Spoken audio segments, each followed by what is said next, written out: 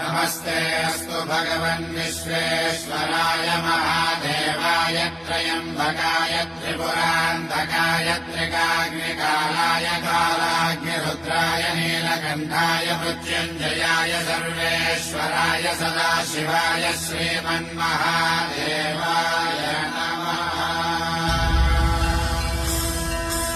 ॐ नमः शिवाय ॐ नमः शिवाय शिव शम्भो सम्मानित शङ्कर ओङ्कार।